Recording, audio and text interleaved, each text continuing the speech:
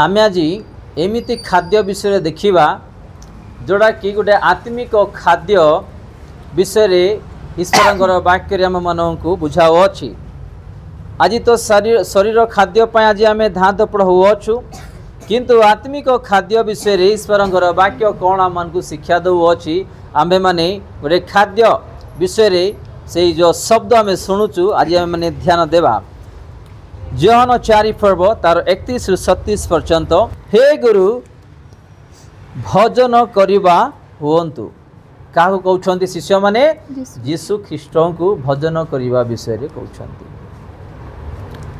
आज भी भजन पान विषय अनेक लोकंर ध्यान अच्छी जमीक शिष्य मान को भी आम ये देखुचु कि यीशु ख्रीष्ट को भजन पान करने विषय कहते।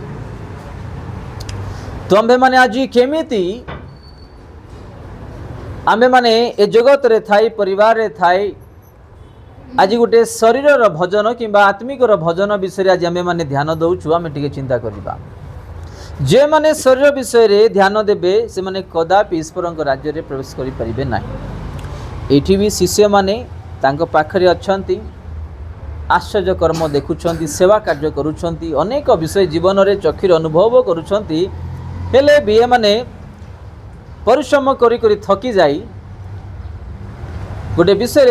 उदाहरण दौचे आपण मानू यीशु को ये कहते इतिमध्य शिष्य मैंने अनुरोध करी कहले हे गुरु भजन करवा हुंतु यीशु को शिष्य मैंने कहते। तो ये यीशु कौन कहते 32 में देखा किंतु से मानक कहले तुम्भे माने जो खाद्य विषय जान नाही भजन करने निमंते मोहर एपरी खाद्य अच्छी को खाद्य विषय तुम्हें माने जान नाही बोली कहते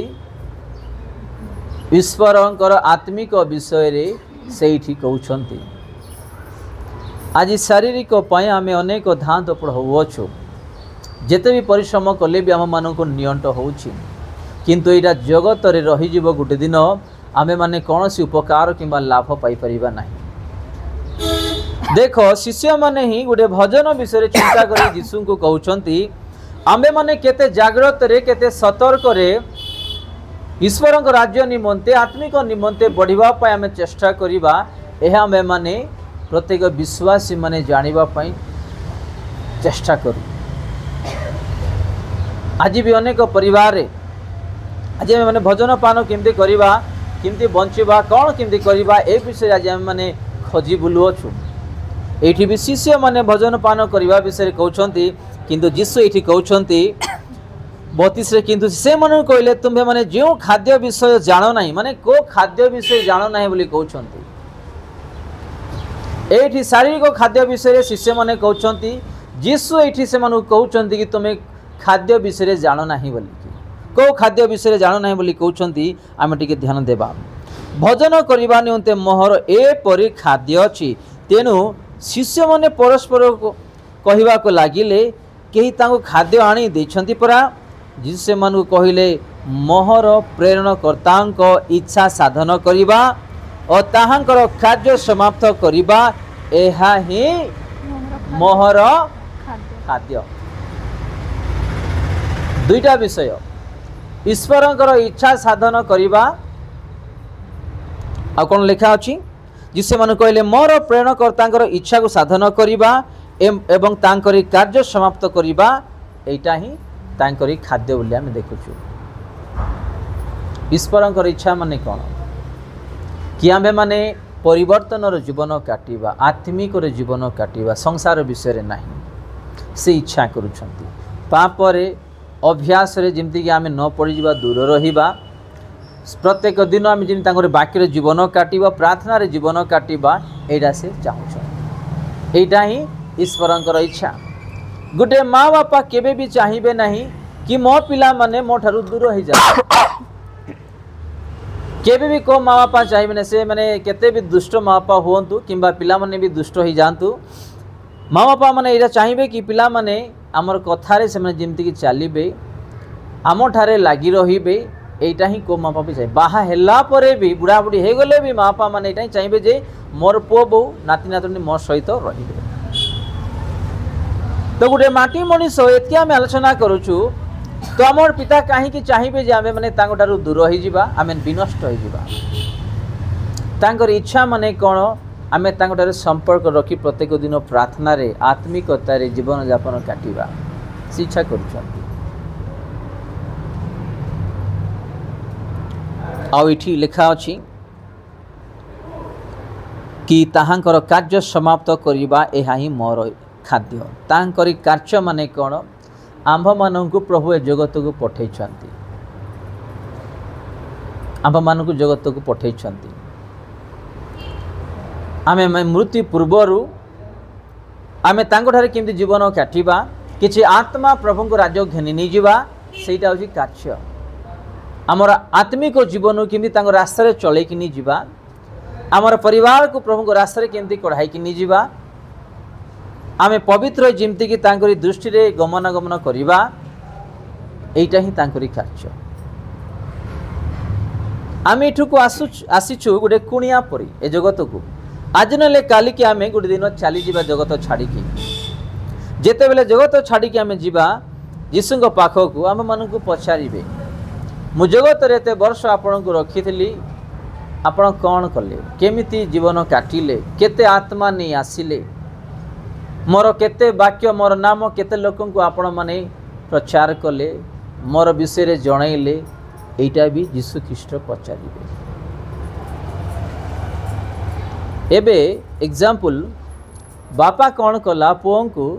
गोटे ऑफिस किंबा कंपनी किंबा व्यवसाय रे समर्पण करी चली गला विदेश को जेते बेले पुओ किछि दिन परे बापा को भेटिबा पई जीवो बापा पचारिबो ना नहीं ना तांको व्यवसाय किंबा तांकरी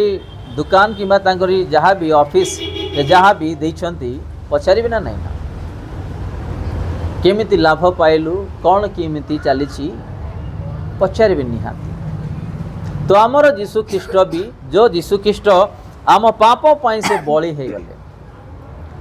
आम पाप पई से क्रूस रे हत हेले से यीशु ख्रीष्ट को भी आम मान को गुरदिन जवाब देवा को पड़िबो भावंतु नहीं जे आमे माने प्रचार करूना हो आमे तो चालक ना हो पालक ना हो आमे किमती आत्मा को जिनी परिबु आमे किमती प्रचार करि परिबु नहीं जे माने यीशु ख्रीष्ट को जाने लेखा अछि माथी 28 पर्व लास्ट पद रे जे माने यीशु को जानि छंती विश्वास करूछंती से माने भी यीशुंकर सुसमाचार प्रत्येक मानव जाति को करिबा आज तो आम ईश्वरंकर वाक्य कि यीशु आपण को भल पाउछंती यीशु आपण मो मृत्यु होती आपण भल रास्ता चलतु उद्धार पाइबे कि तो आम कही पारुना आज जो जगह अच्छु जो जगह काम करुचु आज अन्य कथा होचु किंतु आज यीशु विषय गोटे सुसमाचार क्या कही पारुना किए रोग रे अछंती किए दुख रे अछंती किए कष्ट रे अछंती किए अशांति रे अछंती किए परिवार भांगी जाइछि अलग ही जाइछंती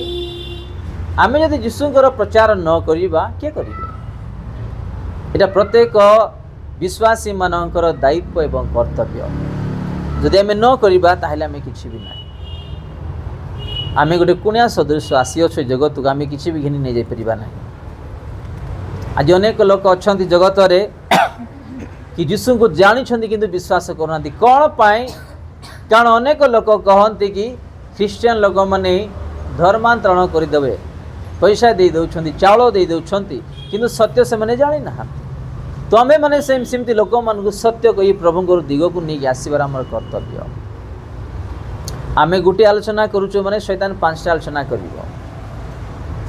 आम गोटे कार्य करुचु माने शैतान 10टा कार्य रे आगरे थिवो तो ताको केमिति भांगीबा केमिति कोन करिबा ईश्वरंकर वाक्य द्वारा विशेष करी आम्भे माने आज गोटे आत्मिक खाद्य आत्मिक विषय आम देखुछु आ कौन लिखा अच्छी जिसे मानु कहले 34 रे मोहर प्रेरणकर्तांक इच्छा साधन करिबा और ताहांकर कार्य समाप्त करिबा एहा ही मोर खाद्य पुत्रन को पठाई थिले जगत को कौन भाई पठाई थिले पितांकर कार्य करिबा पई तांकरी प्रचार करिबा पई कि सत्य ईश्वर किए जो द्वारा में उद्धार पाई परिबा जो द्वारा में स्वर्गराज जाई परिबा और तांको द्वारा में आशीर्वाद पाई परिबा से विषय नहीं कि पिता पुत्र को जगत को पठाई से कार्य से करुले आ से समाप्त कर चलीगले। तो आम मान को जीशुख्रीष्ट जगत को पठाई गोटे उद्देश्य कि आम जीशुकर नाम जमीक बंचा कार्य को आम पालन करवा साधन करवा आमर कर्तव्य। तो लेखा अच्छी 35 रे शस्य काटिबा आहरी 4 मास अच्छी यह कि तुम्हें माने कहूना देख मु तुम मन कहूँगी क्षेत्र गुड़िक प्रति दृष्टिपात कर से सबू कटाजीव निमंते पाछिलाणी सतना नहीं ना माने आज नईले काली की आमर जीवन भी चली जीव। तो आमर जीवन भी कटाजीव आमर बयस भी कटाजीव आमे केतेबेले भी मृत्यु हो परिबा। तो आम्भे माने जो बिहन जो जमी रे आमे बुणिलु गछ बाहरिला फल बाहरिला काटिबा जो आमे प्रस्तुत होता कि अमुक दिन रे अमुक मास रे अमुक समय रे अमुक सीजन रे कटाजीव। तो आमर भी जीवन रे से प्रकार जी आमे जानिबार छी गोटे दिन आमर भी मृत्यु हम आम्भे माने भी प्रस्तुत हो जमती रहिबा। आमर जीवन शेष हेलाणी आमर प्रत्येक विषय शेष हेलाणी आमे माने भी ए विषय जमती जानी परिबा यह आमे माने चिंता करूँ।